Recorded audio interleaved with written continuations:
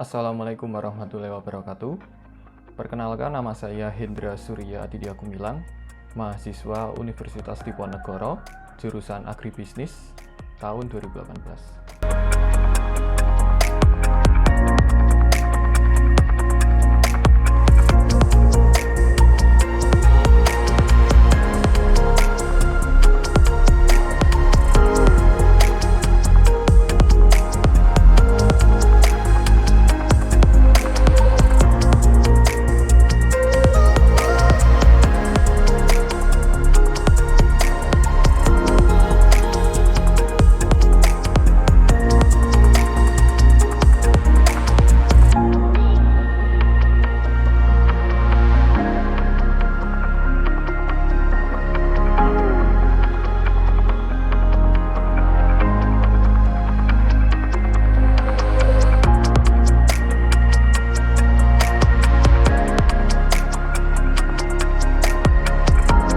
Pada tahun ini saya tergabung dengan KKN Tim 2 Undip tahun 2021 dengan dosen pembimbing Bapak Dr. Insinyur Cahya Setia Utama, SPT MSI IPM. Sebelumnya kita akan membahas tentang apa itu KKN. Jadi KKN atau kuliah kerja nyata merupakan suatu bentuk pendidikan dengan cara memberikan pengalaman belajar kepada mahasiswa untuk berinteraksi dengan masyarakat di luar kampus dan secara langsung mengidentifikasikan masalah-masalah serta membantu menangani permasalahan yang dihadapi masyarakat dalam pembangunan wilayah di lokasi KKN. Namun, meskipun KKN berjalan secara online atau daring, esensi dari kegiatan KKN sendiri masih terasa. Kegiatan-kegiatan dan program yang dilaksanakan oleh tiap mahasiswa tentunya harus dilaksanakan secara online atau daring.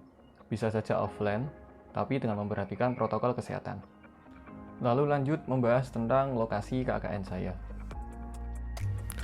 Lokasi KKN saya terletak pada Kelurahan Proenanggan Selatan, Kecamatan Batang, Kabupaten Batang, Provinsi Jawa Tengah. Berbatasan dengan Kelurahan Kauman, Desa Paskaran, dan Desa Kecepak. Luas wilayah Kelurahan Proenanggan Selatan yaitu 83,05 hektar. Dan sebagian besar wilayah merupakan wilayah pemukiman perkotaan karena dekat dengan pusat kota Batang. Kelurahan Proenanggan Selatan memiliki 10 dusun, 5 RW, dan 29 RT, dengan jumlah penduduk 8.064 jiwa.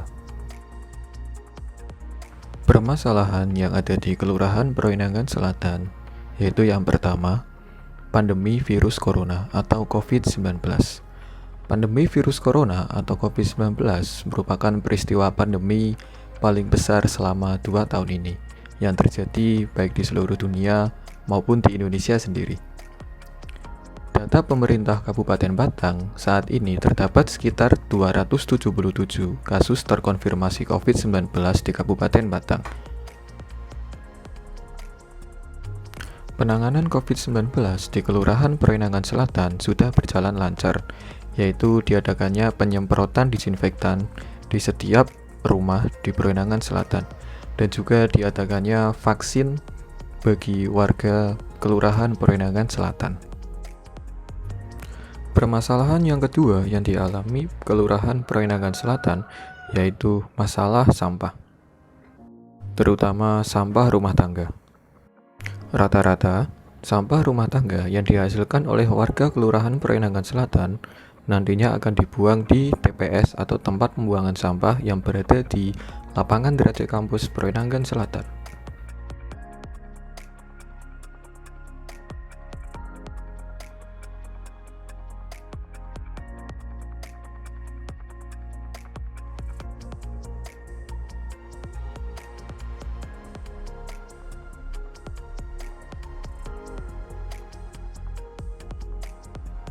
Namun, TPS di lapangan Drace Proenanggan Selatan mengalami penumpukan dan menyebabkan bau busuk. Dan tentu saja itu akan mengganggu warga sekitar dari TPS itu sendiri. Terutama TPS sendiri terletak di lapangan Drace kampus di mana banyak aktivitas warga yang berada di situ. Untuk potensi wilayah dari kelurahan saya yaitu Proenangan Selatan terbagi dalam beberapa sektor. Yang pertama, sektor pertanian. Kelurahan Proenangan Selatan memiliki lahan pertanian yang cukup luas. Di antaranya memiliki lahan kebun sengon, ketela, pisang, dan sayuran. Dalam sektor peternakan terdapat peternakan kambing, ayam, dan lele. Kelurahan Proenangan Selatan juga memiliki fasilitas lapangan sepak bola Derajat Kampus yang menjadi tempat olahraga favorit warga Kecamatan Batang.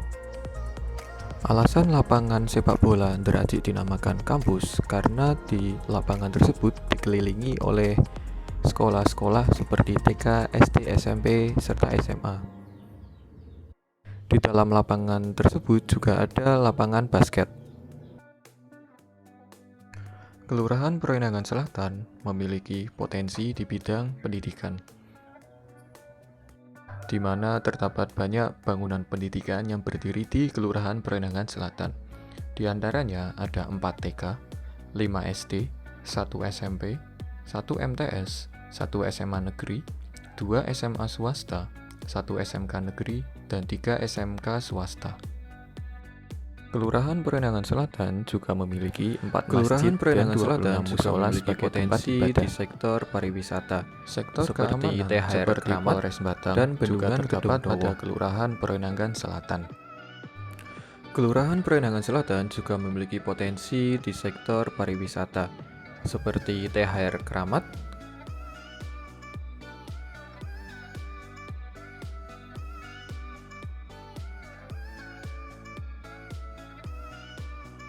dan bendungan Kedung Dowo.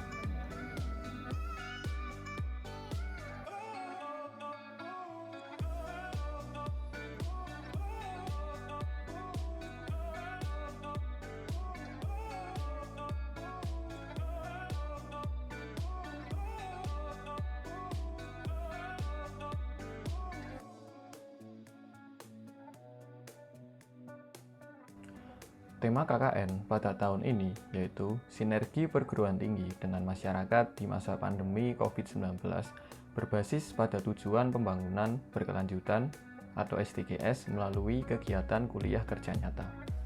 Oke, kita lanjut ke program KKN saya. Program pertama saya yaitu pembuatan modul dan pelatihan ketahanan pangan lewat konsep penanaman sayuran di pekarangan rumah. Latar belakang dari program pertama saya yaitu dikarenakan pandemi virus corona atau COVID-19, banyak masyarakat yang mengalami kendala ekonomi dan harus mulai memikirkan cara mengatasi hal tersebut. Salah satu cara untuk mengatasi hal tersebut yaitu dengan mempertahankan ketahanan pangan. Ketahanan pangan diartikan sebagai kondisi ketersediaan pangan dan kemampuan seseorang untuk mengaksesnya. Hal yang dapat dilakukan untuk mencukupi kebutuhan bahan makanan secara mandiri yaitu menanam sayuran di pekarangan rumah. Maka dari itu saya membuat program di mana saya memberi pelatihan cara menanam tanaman cabai. Program ini dijalankan pada hari Kamis tanggal 22 Juli 2021 di tempat salah satu warga di RT 4 RW 5 Dukuh Kedung Rejo, Kelurahan Proenangan Selatan. Hal yang saya lakukan untuk melaksanakan program pertama saya, yaitu yang pertama, saya mencari data mengenai sayuran yang mudah ditanam di lahan minim, terutama di polybag. Lalu saya membuat dan merangkum materi modul tentang cara budidaya cabai menggunakan polybag. Lalu modul tersebut dibuat menggunakan format Word, kemudian dikonvert menjadi format PDF. Lalu saya juga membuat poster mengenai cara budidaya cabai menggunakan polybag. Untuk modul berformat PDF dan poster, nantinya akan saya kirim ke grup KKN yang sudah saya buat, di mana grup tersebut berisikan warga RT 4 RW 5, Dukuh Kedung Rejo, Kelurahan Proenangan Selatan. Lalu selanjutnya saya membeli alat dan bahan untuk budidaya cabai menggunakan polybag. Lalu saya mengadakan pelatihan cara budidaya cabai menggunakan polybag secara langsung. Saya hanya mengumpulkan beberapa masa dikarenakan kondisi masih pandemi. Alhamdulillah, program berjalan dengan lancar. Saya juga membagikan bibit cabai ke masing-masing rumah warga secara door to door. Lalu lanjut untuk program kedua saya. Program kedua saya yaitu pembuatan modul pengolahan sampah rumah tangga untuk pupuk organik dalam rangka mengikuti protokol kesehatan di rumah saja selama masa pandemi COVID-19. Latar belakang saya menjalankan program tua saya yaitu di masa pandemi COVID-19 saat ini, pemerintah mengeluarkan protokol kesehatan, di mana salah satunya yaitu program di rumah saja. Lalu saya membuat program pengolahan sampah rumah tangga secara mandiri, di mana pengolahan sampah rumah tangga tersebut nantinya akan dibuat menjadi pupuk organik. Program ini dilaksanakan secara mandiri-mandiri di rumah masing-masing warga dalam rangka mengikuti protokol kesehatan di rumah saja selama masa pandemi COVID-19.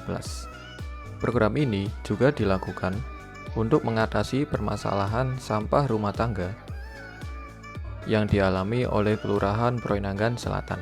Program ini dijalankan pada hari Senin tanggal 2 Agustus 2021. Hal yang saya lakukan dalam menjalankan program kedua saya, yaitu yang pertama, saya mencari data mengenai cara pembuatan pupuk kompos dari sampah rumah tangga lewat internet.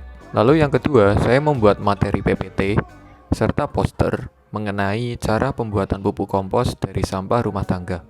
Lalu dilanjutkan dengan membagi materi PPT dan poster tersebut lewat grup WhatsApp yang sudah saya buat. Program kedua saya memang sengaja dilakukan secara online atau daring, di mana saya hanya berdiskusi dan tanya jawab lewat grup WhatsApp. Hal ini dikarenakan karena terkendala waktu dan tempat. Nama saya Dijina Gina dari Desa Kedungrejo, RT 4 RW 5. Jadi untuk programnya Mas Hendra kemarin ke KKN untuk desa ini, kami masing-masing warga diberi bibit cabai, dan bibit cabainya sekarang sudah mulai tumbuh dan mulai berbuah. Kemudian nanti selanjutnya semoga untuk kedepannya buat Mas Hendra KKN-nya berjalan dengan lancar, dan semoga program-programnya juga yang lainnya juga berjalan dengan lancar. Laporannya pun bisa diselesaikan dengan cepat. Halo, jadi aku Caca dari Duku Kedungrejo. Dari kemarin programnya Mas Hendra tentang menanam bibit cabai dan tomat itu sangat bermanfaat buat saya pribadi maupun buat masyarakat Kedungrejo, karena desa Kedungrejo ini juga banyak tanah yang kosong dan kurang hijau gitu ya. Jadi mungkin program ini bisa jadi solusi untuk menghijaukan kembali Duku Kedungrejo seperti itu. Jadi untuk programnya tentang mengajarkan kita gimana cara menanam bibit itu juga sangat bermanfaat karena itu merupakan ilmu baru. Terima kasih.